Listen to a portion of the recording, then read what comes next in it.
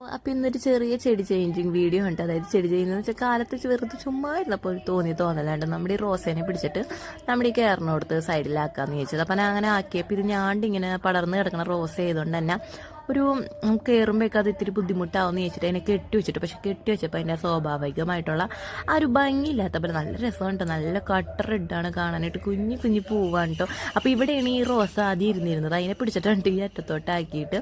പക്ഷേ അങ്ങനെ ആക്കിയപ്പോൾ അമ്മ പറഞ്ഞു ഇനിയിപ്പോൾ അച്ഛൻ വണ്ടിയും കൊണ്ടൊക്കെ കയറുമ്പോൾ ചിലപ്പോൾ ഇങ്ങനെ ഞാണ്ട് കിടക്കുമ്പോൾ റോസ ആണെങ്കിൽ മുള്ളാണല്ലോ, അപ്പം മേത്തൊക്കെ കൊള്ളും, നമ്മൾ കയറുന്ന വഴി തന്നെയാണല്ലോ. അപ്പം ഞാൻ എന്ത് ചെയ്തു, ഇപ്പുറത്തെ സൈഡാക്കി വെക്കാമെന്ന് ചോദിച്ചു. അപ്പം ഇപ്പുറത്തെ സൈഡിലിരുന്ന ബോഗൻവില്ലേനെ അപ്പുറത്തോട്ടാക്കിയിട്ടാണ് ഈ റോസാക്കുമ്പ് ഇവിടെ വെച്ചത് തന്നെ. അപ്പം പിന്നെ വീണ്ടും ആ കെട്ടിയ കയറൊക്കെ അയച്ചിട്ട് ആ ബോഗൻവില്ലേനെ അതിൻ്റെ സ്ഥാനത്ത് തന്നെ വെച്ചിട്ട് ഇതിനെ പിടിച്ച് അപ്പുറത്തോട്ടാക്കാമെന്ന് വിചാരിച്ചു. അതാവുമ്പോൾ നമ്മൾ കയറി വന്ന ഭാഗമല്ല. പക്ഷെ അങ്ങനെ വെച്ചപ്പോൾ ഒരു പ്രശ്നം വന്നു. അങ്ങനെ വെച്ചപ്പോൾ ഗേറ്റ് നമ്മൾ തള്ളി തുറക്കണ ഗേറ്റ് ആകുമ്പോൾ അതിൻ്റെ ഞാണ്ട് കിടക്കണ കൂമ്പിലോട്ടൊക്കെ ഗേറ്റ് തുറക്കുമ്പോൾ അതിങ്ങനെ ഉരഞ്ഞുരഞ്ഞ് അത് നാശമായോലോ എന്നൊരു തോന്നൽ വന്നിട്ട്. എന്നിട്ട് പിന്നെ അതിനെ അവിടെ നിന്നും പിടിച്ച് മാറ്റി.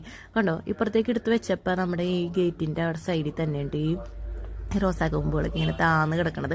അപ്പോൾ നമ്മൾ ഗേറ്റ് തുറക്കണ നേരത്തൊക്കെ ചിലപ്പോൾ ഇതിൻ്റെ കൂമ്പൊക്കെ അങ്ങോട്ടും ഇങ്ങോട്ടൊക്കെ ഇങ്ങനെ ആകുമ്പോൾ അതൊരു ഇതാവും. ഇതിനെ മുകളിലോട്ടൊക്കെ പടർത്തണമെങ്കിൽ നല്ല രസമായിരിക്കും ഇട്ട് കാണാനായിട്ട്.